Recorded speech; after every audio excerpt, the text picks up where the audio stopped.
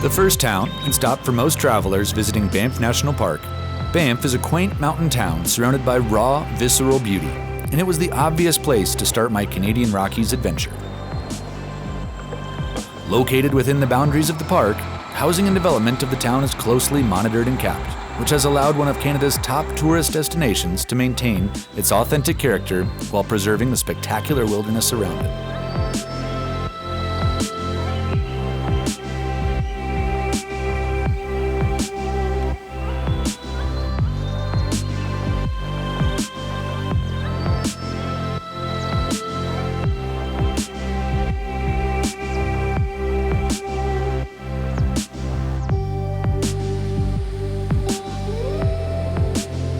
Having nature so close at hand is one of the things that makes Banff such a unique place. And thanks to the Banff gondola, you can even summit one of the mountains overlooking Banff without breaking a sweat. Although I love climbing mountains under my own power, it's hard to pass up a ride like this. Not surprisingly, the scenery is spectacular, and I'm excited to get a bird's eye view for the land that I'll be exploring for the next week.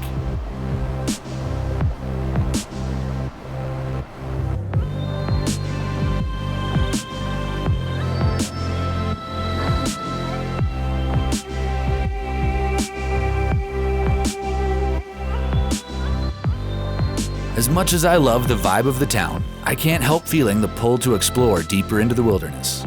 But backcountry travel in the Canadian Rockies is something that you need to be prepared for.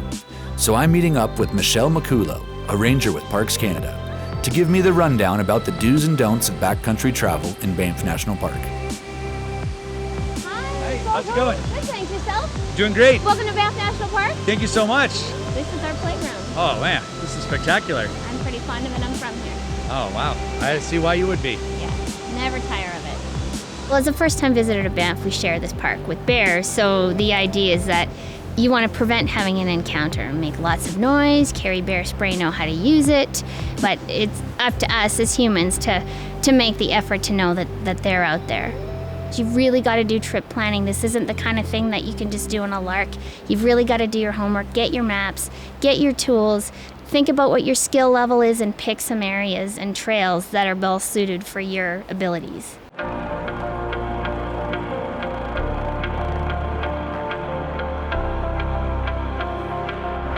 Hey, how's it going? How you doing?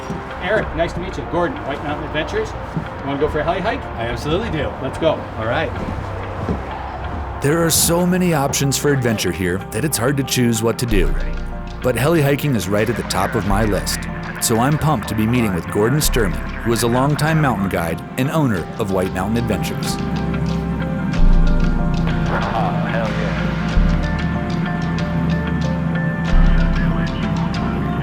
Guys, I'm really excited about this. This is my first helicopter flight ever.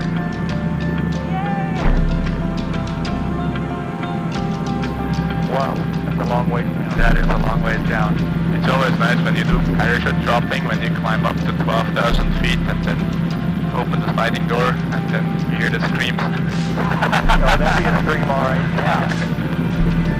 Where we're going is just about the only place where it's rolling hills enough that you can actually go hiking. Yeah, this looks a little bit unforgiving terrain up here. That's right.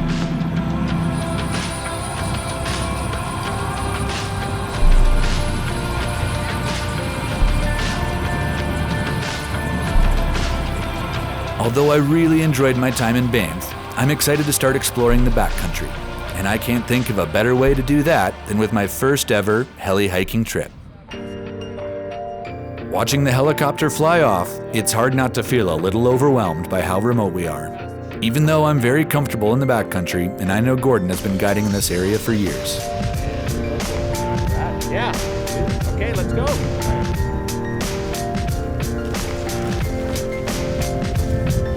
You want to lead? That way. Okay, all right, let's go. That's the first big difference I notice with heli hiking. Unlike hiking into the wilderness, where you gradually get further from civilization, when you're heli hiking, you go from sitting in the warm cockpit of this wonderful flying machine to all of a sudden being alone and isolated in a remote wilderness landscape. It's a jarring but exciting change of circumstances. It's late September here, and already snow is beginning to cover the alpine landscape. It's no surprise that there are only a few plants strong enough to survive in these conditions.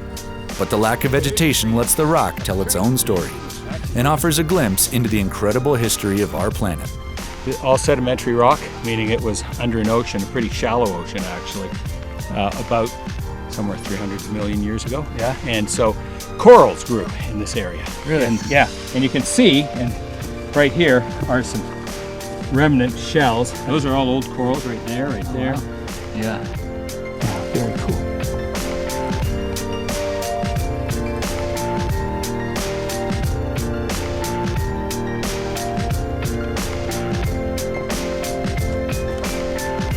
The landscape we're walking through is stunning, and to think that much of the rock we see at the top of this mountain range was once beneath the ocean is fascinating. It's humbling to think about my life in the grand scheme of Earth's history, but that's one of the reasons I love hiking so much. It provides a unique connection with the Earth because I'm forced to move slowly through it, to see it and feel it, and to put it simply, hiking helps keep me grounded. White Mountain Adventures NOB. We're ready for you to pick us up now anytime. Winds are pretty light, but moving around. It's been an incredible introduction to Banff National Park and to heli hiking. I have to say that being a bit of a backpacking purist, I wasn't sure how I'd feel about heli hiking. But the experience has blown my mind, and I can now really appreciate the benefits. Not only does a helicopter provide quick and easy access to extremely remote alpine terrain, which would be an epic undertaking to reach by foot, but the helicopter ride itself is an adventure on its own, which provides amazing views of the landscape. And to be perfectly honest, I'm not sure which part of the trip I enjoyed more, the hike or the flight.